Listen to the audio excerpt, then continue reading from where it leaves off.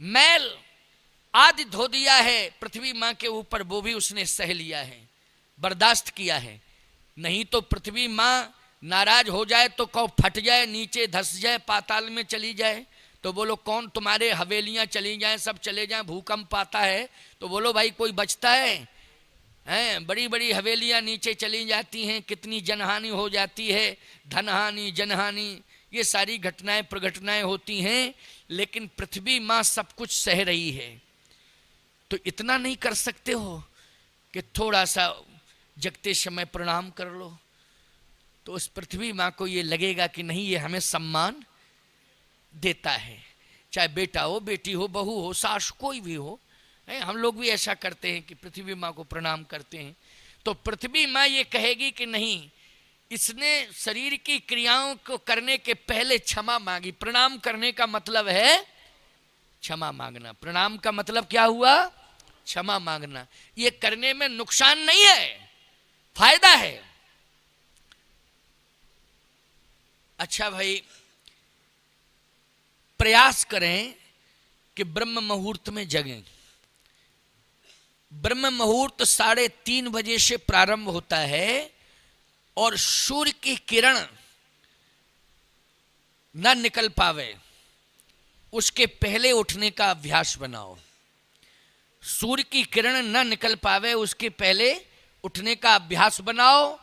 हाँ, विशेष परिस्थिति में, आप रात्रि में कोई विशेष परिस्थिति आ गई, विलंब से सोए तो आप विलंब से जग रहे हैं, लेकिन ये नियम नहीं है। इसको नियम मत बनाना, क्योंकि अपवाद है। ये अपवाद है कि हम विलंब से सोए इसलिए विलंब से जग रहे हैं। लेकिन हम यही संकल्प ले लें, नियम बना लें कि विलंबई से सोएंगे और विलंबई से जगेंगे। नहीं नहीं नहीं, नियम नियम होता है, अपवाद अपवाद होता है। अपवाद नियम नहीं होता है और नियम अपवाद नहीं होता है। आज आश्चर्य होता है मुझे, अगर कोई 4 बजे जग जाए तो मोहल्ले के लोग कहते कोई बात है, जरूर कोई। अरे भैया, बात क्या है? 4 बजे जगने का, 5 बजे जगने का नियम है। बोलो भाई, क्या बात है? फालतू की सोच, कोई बात है? अच्छा, और आप 9 बजे अगर सो के उठ रहे हैं, यार जिंदगी तो इसी की मस्त है, ना चिंता ना फिक्र। देखो क्या गजब की जिंदगी बारे भगवान, इसके भाग्य को कितनी सराहना करें इसके भाग्य की। बोलो, दुर्भाग्य को भाग्य बता रहा है और भाग्य को दुर्भाग्य और दुर्भाग्य को भाग्य, ये विडंबना है। इसलिए मैं कहता हूं, आज जिंदगी के उत्तर यदि उत्तरकांड से तुम लेना चाहते हो तो हम ये बताना चाहते हैं कि विषम और विशेष परिस्थिति में आप विलंब से सोएं और विलंब से जगें, लेकिन नियम ना बनाएं कि हम विलंब से ही सोएंगे और विलंब से ही जगेंगे। आपको ब्रह्म मुहूर्त में कोशिश करनी चाहिए, 5 बजे तक जग जाओ, 5:30 बजे तक जग जाओ, है? लेकिन सूर्य भगवान जगाते हैं और उसमें भी अब आदमी ने पर्दे डाल दिए कि जरा सा भी वो हुआ तो पर्दा, कि डिस्टर्ब मत करो, डिस्टर्ब मत करो। सूर्य पर्दा डालने का मतलब क्या है? बोलो भाई, हमको डिस्टर्ब मत करो। अरे राम राम राम राम, कितनी हल्की सोच और कितनी विडंबनास्पद सोच है मानव की। बोलो भाई, आचार्य श्री राम शर्मा का एक बहुत बढ़िया कोटेशन है, बहुत बढ़िया बात उन्होंने कही। उनके कोटेशन बहुत अच्छे हैं।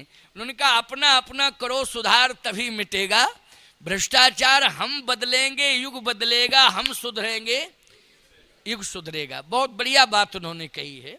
तो मैं कहना ये चाहता हूं कि दिनचर्या और रात्रिचर्या ये दोनों आपकी संयमित हो जाएं। किसी ने कहा कि ब्रह्म मुहूर्त में उठने से लाभ क्या है? तो डॉक्टर कहता है, वैद्य कहता है कि स्वास्थ्य लाभ। वैद्य क्या कहता है? स्वास्थ्य लाभ, निरोगी काया। ये बात बिल्कुल सत्य है, लेकिन केवल एक ही लाभ नहीं है कि निरोगी काया, स्वास्थ्य लाभ, केवल एक ही लाभ नहीं है।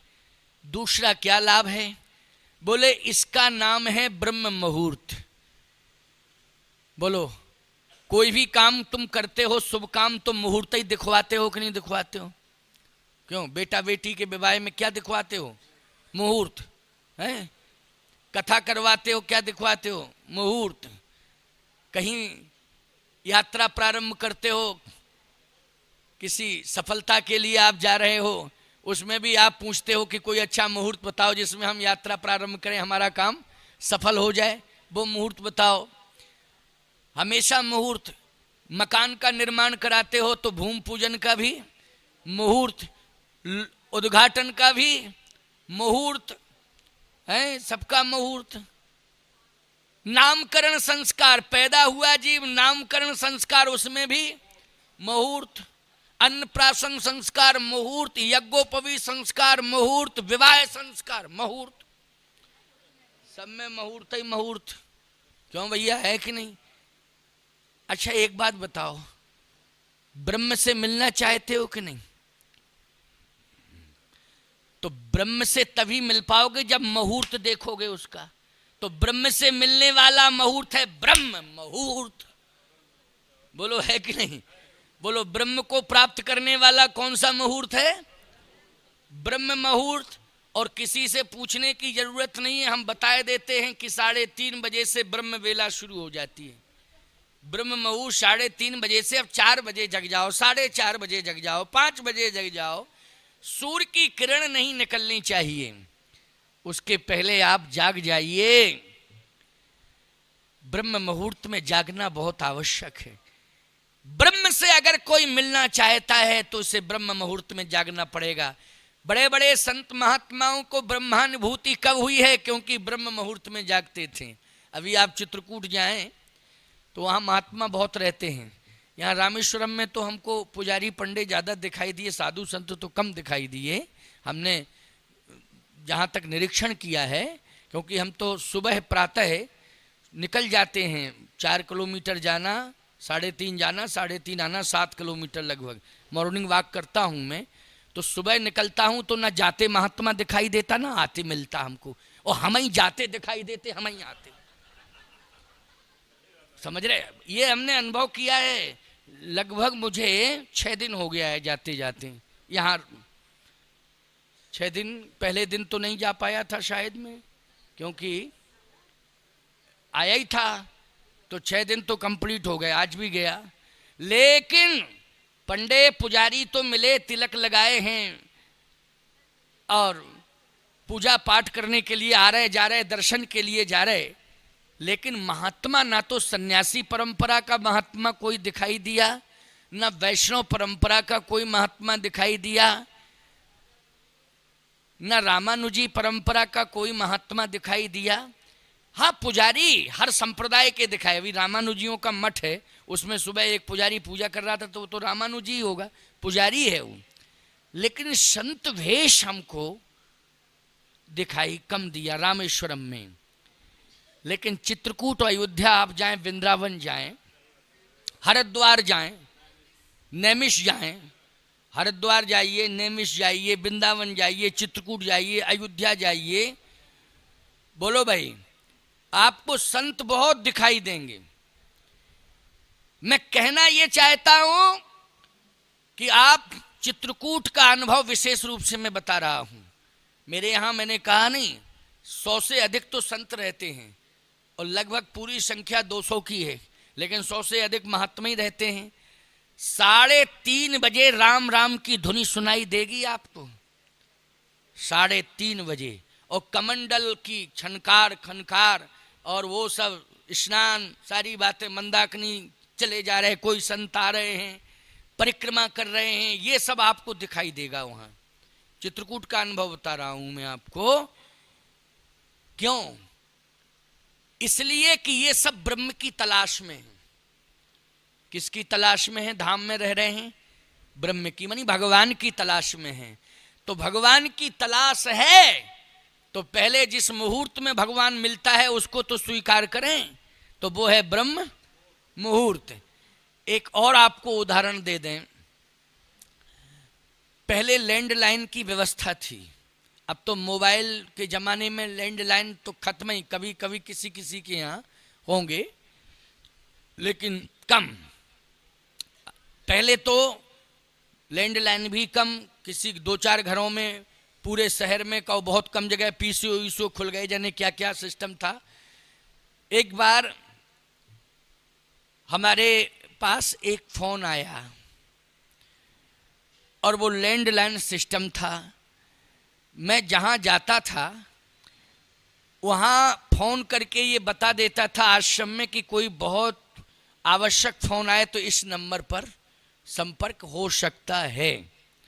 अब जहाँ हम ठहरे थे तो उसके यहाँ नहीं था फोन, बगल में फोन था और बगल के बगल में एक पीसीओ था। फोन आया कि स्वामी जी से अति आवश्यक बात करनी है।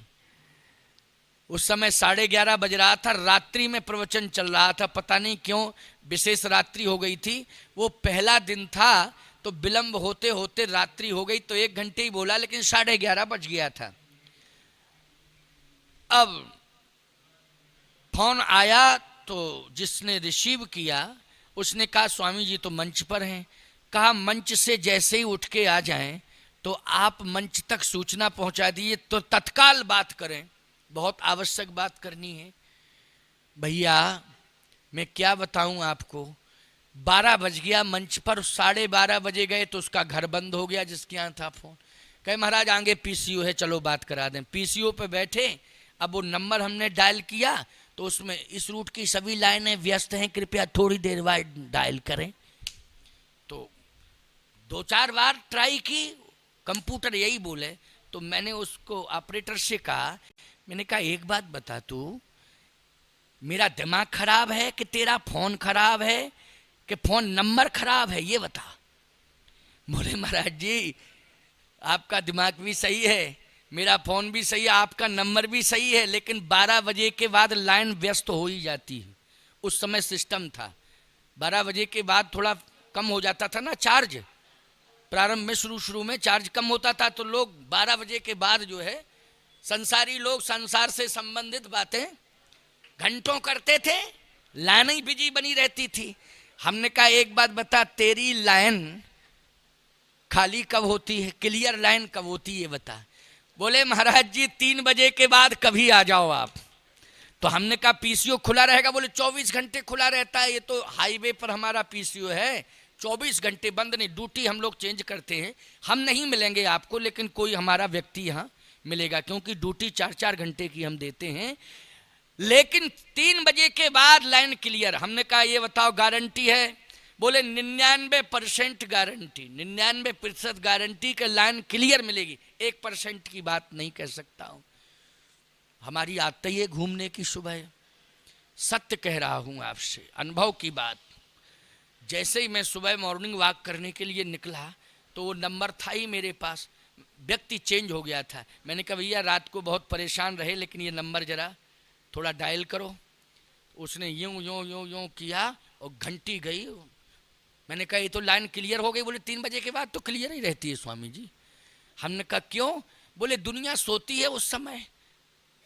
तो आप किससे बात कर रहे हैं? मैंने कहा ये तो ब्रह्म मुहूर्त है, मैं ब्रह्म ही से बात कर रहा हूँ क्योंकि जब दुनिया सोती है तो दुनिया से कैसे बात होगी। लेकिन मेरे लिए तो वो जगता रहा, जिसको बात करनी थी वो कुछ विशेष परिस्थिति में फंसा था, जगता रहा। बात हो गई उससे, बात हो गई। मैंने अंदाज किया कि देखो 12 बजे के बाद लाइन व्यस्त हो जाती है,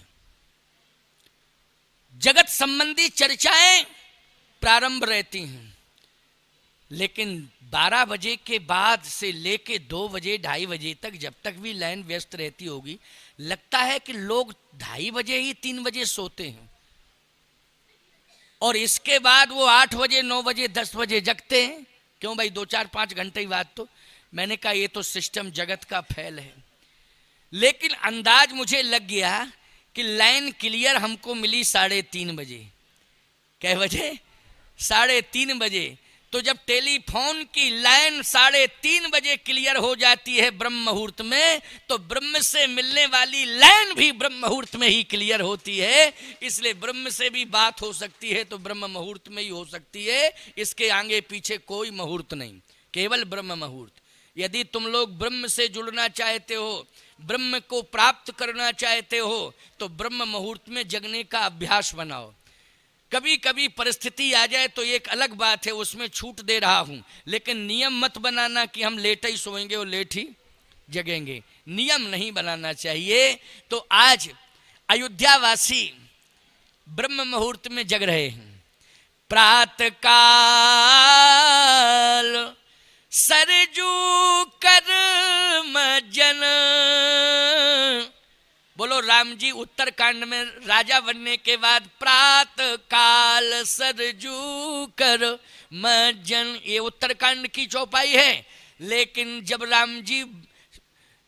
राम जी शिशुपन में थे और शिशुपन के बाद यौवन प्रवेश हुआ भगवान राम का, और जैसे राम जी ने होश संभाला कि शिष्टाचार कैसा होना चाहिए, तो प्रातः काल उठ के रघुनाथा मातु पिता गुरु नावई माथा। भगवान को जब होश आया तब राम जी ने यही होश में संस्कार लिया कि प्रातःकाल जग के माता पिता को प्रणाम करना चाहिए। माता पिता को प्रातःकाल प्रणाम करना चाहिए। एक लड़का बोले महाराज जी आपने राम जी के बारे में बताया कि प्रातःकाल उठ के रघुनाथा, मैंने कहा तुम उठ के माता पिता को प्रणाम किया करो। बोले स्वामी जी एक रिक्वेस्ट कर रहा हूँ। क्या? माता पिता से भी आप थोड़ा कह दीजिए। क्या कह दें? कि वो मेरे कमरे में सुबह प्रणाम करवाया जाया करें। हमने कहा ये तो गलत बात है भाई, ये बात तेरी जम नहीं रही है, फालतू की बात करता है। माँ बाप सुबह आवे कहें बच्चा जग प्रणाम कर, ये ठीक नहीं है। बोले महाराज जी बात ये है आप समझ नहीं रहे हो। हमने कहा क्या क्या क्या नहीं समझ रहे हैं? कहे हम प्रणाम किसको करें? जब माँ बाप ही सोते रहते हैं ब्रह्म मुहूर्त में तो किसको प्रणाम करें? क्यों भाई? माँ बाप को भी सोचना पड़ेगा। इसलिए बच्चों को संस्कारी बनाने के लिए स्वयं में परिवर्तन करना पड़ेगा। और एक बात सुन लो, अगर राम जी 4 बजे जगते थे तो दशरथ जी 3:30 बजे जगते थे। 3:30 बजे दशरथ, कौशल्या, कैकेयी, सुमित्रा ये सब जग जाते थे। कितने बजे? 3:30। राम जी 4 बजे। राम जी से पहले आप कहोगे कहीं कोई संकेत है? राम जी का तो संकेत है कि प्रातःकाल उठ के रघुनाथा मात पिता गुरु नावे माथा। देखो ये आपके उलझे हुए प्रश्नों का उत्तर दे रहा हूं मैं, क्योंकि उत्तरकांड का और बालकांड का स्वरूप मिल रहा है। यहाँ प्रातःकाल उठ के रघुनाथा और उत्तरकांड में प्रातःकाल सरजू कर मज्जन। तो भाई प्रातःकाल दोनों में आया ना, बालकांड में भी आया और उत्तरकांड में भी आया। और राम जी उस समय राजकुमार के रूप में हैं जब ब्रह्म मुहूर्त में उठ के प्रणाम करते हैं, और सरजू जी में स्नान करने जा रहे हैं तब राम जी राजा के रूप में हैं। बोलो है कि नहीं?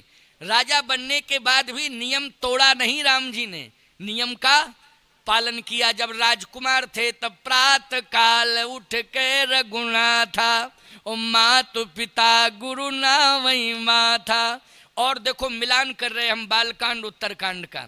एक चौपाई तो यह है प्रातःकाल उठ के रघुनाथा, दूसरी चौपाई गुरु ग्रह गए पढ़न रघुराई अल्प काल विद्या सब पाई।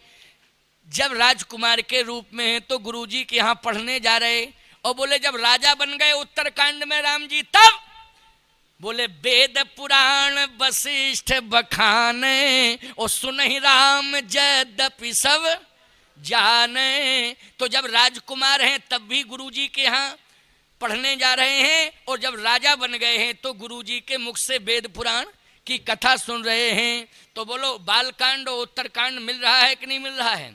हैं? शिक्षा लो, शिक्षा लो। आज प्रातःकाल सरजू कर मज्जन, ब्रह्म मुहूर्त में भगवान राम राजा हैं, लेकिन ब्रह्म मुहूर्त में जाते हैं और स्नान करते हैं। कहाँ? सरजू जी में स्नान करते हैं। प्यारे, नियम था कि पुनीत नदी अगर पास में है तो हमें स्नान जरूर करना चाहिए उसमें। आप कहो नहीं है तो नहीं है तो घर में ही स्नान करो, है अयोध्या जी। अरे बहुत बढ़िया बात। देखो, राम राज्याभिषेक के बाद आप सब अयोध्या यहाँ से जाएंगे तो स्नान, सरयू स्नान करने के लिए। बोलो, यहाँ जितने भी लोग हैं, कल मैंने राम जी को राजा बनाया, लेकिन आप सब प्रजा बन करके बैठे रहे कि नहीं बैठे रहे? भाई राम जी राजा बने और तुम सब, हम जितने लोग थे सब क्या थे? प्रजा। साध्वी जी ने एक गीत गाया था, वो याद नहीं है, राम क्या है, राम राजा हमारे हम उनकी प्रजा। बहुत बढ़िया गीत था ये, राम राजा हमारे हम उनकी प्रजा। तो बोलो, राम जी हमारे राजा हैं, तुम सब प्रजा हो, अयोध्या जा रहे हो, सरयू स्नान करना है, अवश्य ही करना है सरयू स्नान, सबको सरयू स्नान करना है। सरयू स्नान करने के बाद कनक भवन में दर्शन करना, हनुमानगढ़ी दर्शन, राम जन्मभूमि दर्शन आदि आदि जो भी देवस्थान हैं उन सब में जाके प्रणाम निवेदित करना और अपने जीवन की मंगल कामना के लिए, क्योंकि रामेश्वर भगवान, और एक काम जरूर करना, बहुत बढ़िया बात आपको बता रहा हूँ। यहाँ से आप जाएं रामेश्वर नाथ भगवान से के यहाँ से दरबार से, तो इतना जरूर करना कि जो हवन हो रहा है वो हवन की भस्मी जब ठंडी पड़ जाए तो समुद्र में विसर्जन करना, थोड़ी सी ले जाके सरजू जी में भी विसर्जन कर देना, ठीक है ना? यहाँ समुद्र में तो करना ही है, लेकिन थोड़ी सी ले जाके सरजू जी में विसर्जित कर देना, ठीक है ना? ये जरूर करना।